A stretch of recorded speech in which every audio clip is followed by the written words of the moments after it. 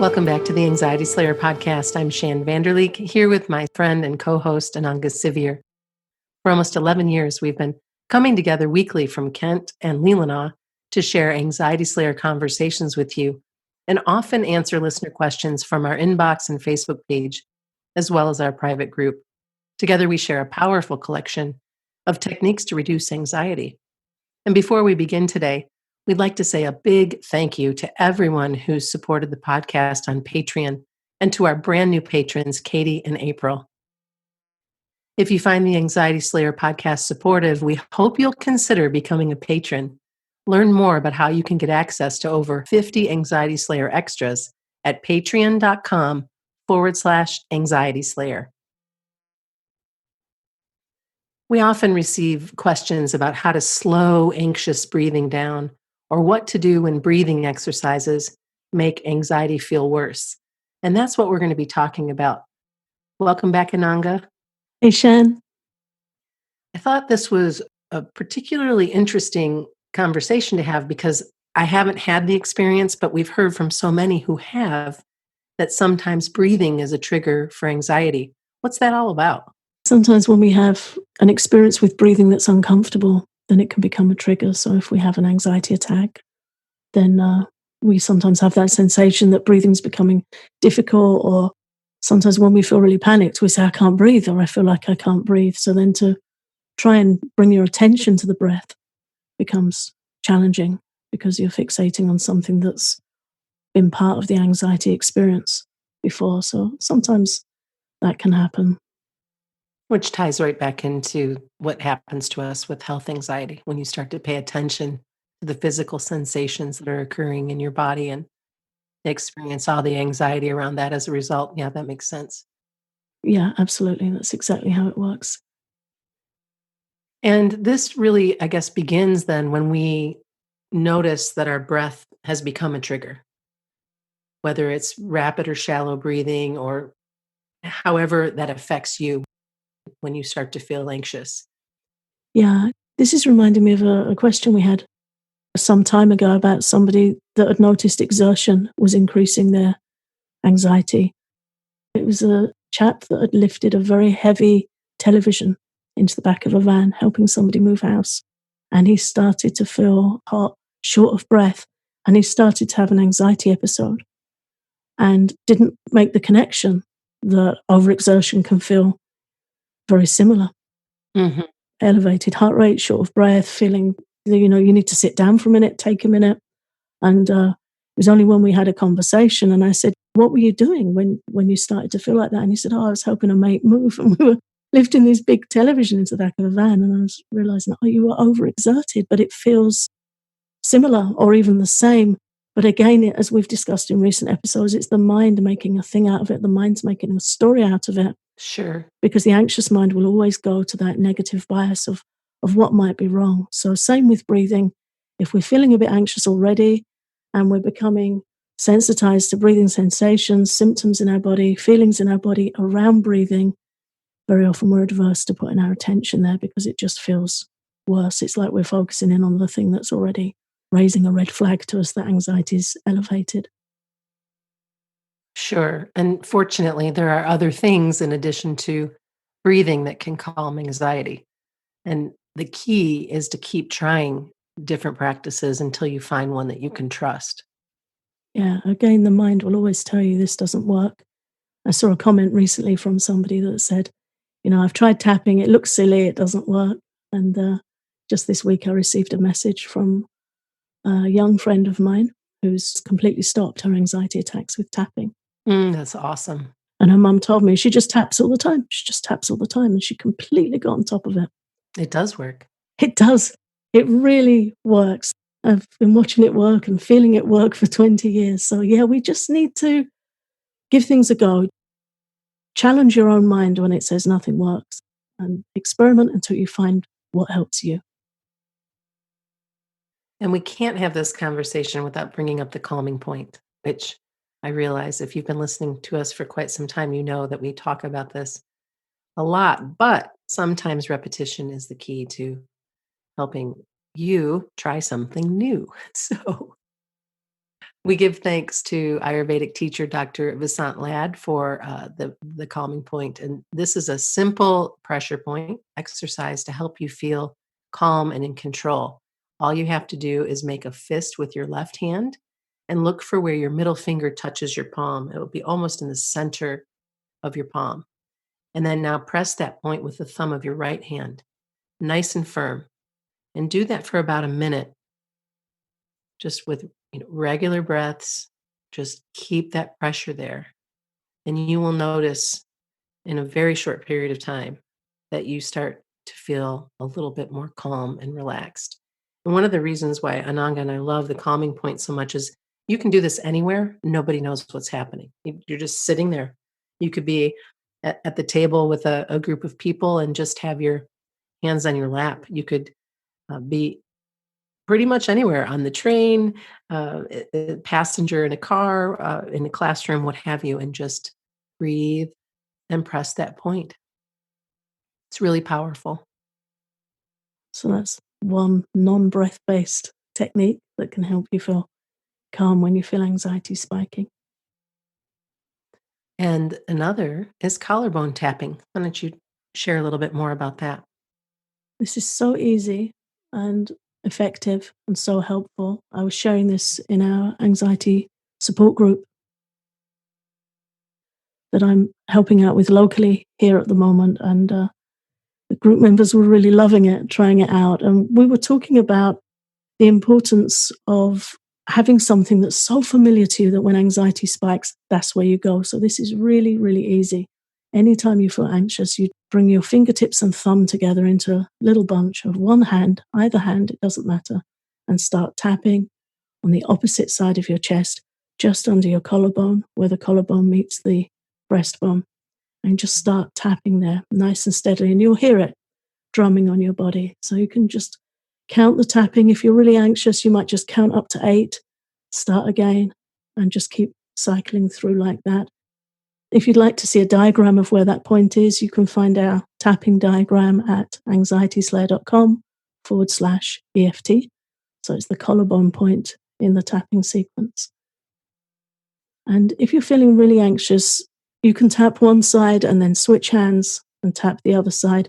And sometimes it helps to move. Sometimes when we feel anxious, we get frozen. Sometimes we feel like pacing up and down. Tapping and pacing can be a really effective combination because it helps move adrenaline from our body. And when you finish tapping the collarbone point, you can start patting under your arm, which is the next point in the EFT tapping sequence. We recommend you pat firmly here about 20 times on both sides. And this point will help you feel more grounded and clear headed after you've moved through the fear and of the anxiety that you've been experiencing up till that point. Yeah, two really powerful points. So the collarbone point is used in Chinese medicine. It's called the K27 point because it's on the kidney meridian. And when you tap that point, it helps reduce fear.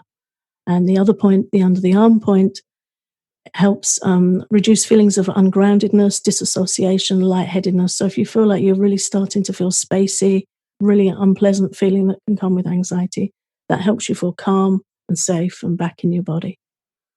And for additional help with calming heightened anxiety, you can join Ananga for a new guided tapping video that's on our Patreon.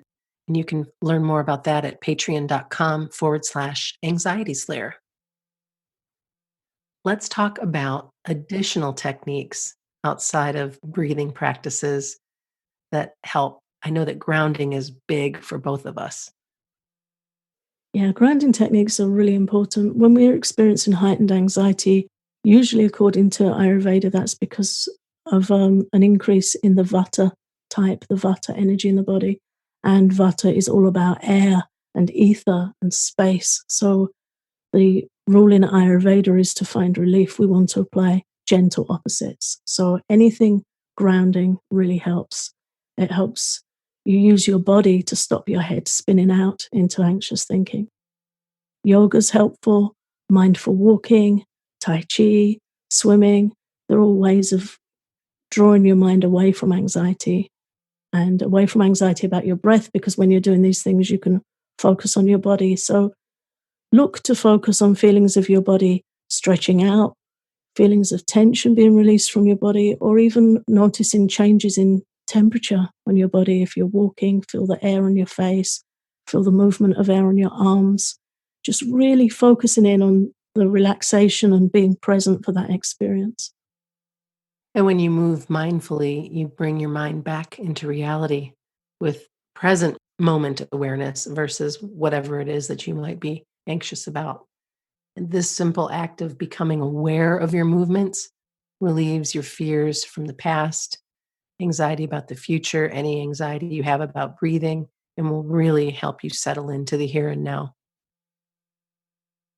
And that's really where we get the opportunity also to explore. Once we get that high anxiety down a notch, then we can sit with ourselves and think, okay, how do I feel? What do I need? You always advise that, Shan. How do I feel? What do I need? And then we can start making choices rather than reacting to anxiety, which is what happens when we're on autopilot and we're not trying to take proactive steps to support ourselves. Mm. We can respond. So then we can ask, okay, am I sufficiently hydrated? Do I need to get a cup of warm water? Maybe some chamomile tea, something else calming. Could I massage some lavender oil into my chest, something to help me feel calm? Do I need to eat? Do I need to get outside in the fresh air? What can I do to help myself feel even more calm? Could I take a bath with some magnesium? There are so many ways that we can use supporting our body to calm anxiety. Of course, oil massage is also another excellent way to help us feel grounded and safe, and it's really settling for our nervous system. So anything we can do on a daily basis that's preventative and supportive all helps. And the last practice that I'd like to bring forward is mindful walking. Try walking while listening to the sounds around you, whether it be the birds or the squirrels or whatever you have. It might be the sound of people talking, whatever those sounds are. Just tune in, listen in. You might want to count your steps and just feel your feet on the ground. Challenge yourself to see how much you can notice. It's really an easy practice and can be fun as well. You can list the colors that you see, the sounds that you hear, the textures that are all around you. This practice will help divert your mind from fixating on your breathing and will also calm anxiety. And you get the extra benefit of moving your body, which is always helpful, mind, body, and soul. Yeah, definitely. I think I shared this a while ago on the podcast. I have a friend who manages her anxiety purely by walking. She has to walk every day. And if she does, she's fine. And if she doesn't, the anxiety comes back.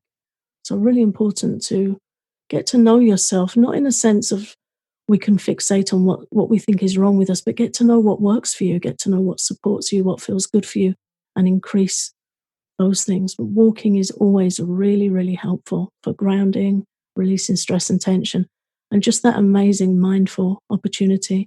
My daughter and I walk the same little uh, trip here, right? I'm going to put it round the block, but it's along the side of a river for a couple of minutes and across a park and back. And then there's some really interesting old buildings at the top of a little grassy hill by where we live. And it only takes about 12, 15 minutes, depending on your walking pace, to just walk that little circuit. And at the moment, going into autumn, we're doing that twice a day. We try and do it after lunch or in the morning, and again after dinner in the evening. It helps you digest, it helps clear your head, it helps enhance your creativity.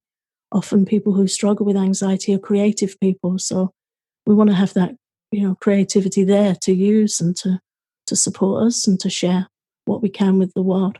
But walking's really essential in managing anxiety. And when you walk a familiar route, as I know you also do, Shan, then you notice those little changes. Hmm.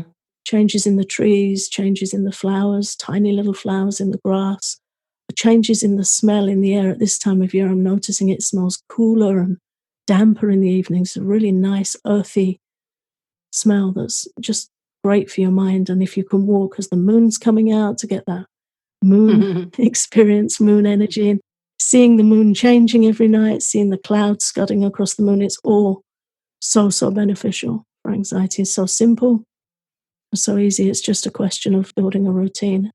And routine in and of itself helps anxiety as well. Anxiety doesn't like a lot of change. Right.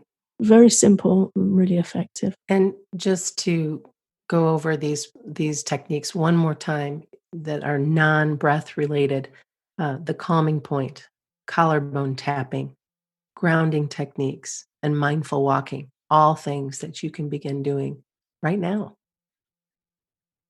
We'd like to say a big thank you to everyone who is supporting the podcast on Patreon. We're incredibly grateful. And again, a shout out to our new patrons, Katie and April. Thank you so much. If you find the Anxiety Slayer podcast supportive, we hope you'll consider becoming a patron. We have over 50 Anxiety Slayer downloads available, including our guided relaxations, tapping sessions, and extra resources for calming anxiety. You can learn more at patreon.com/Anxiety Slayer.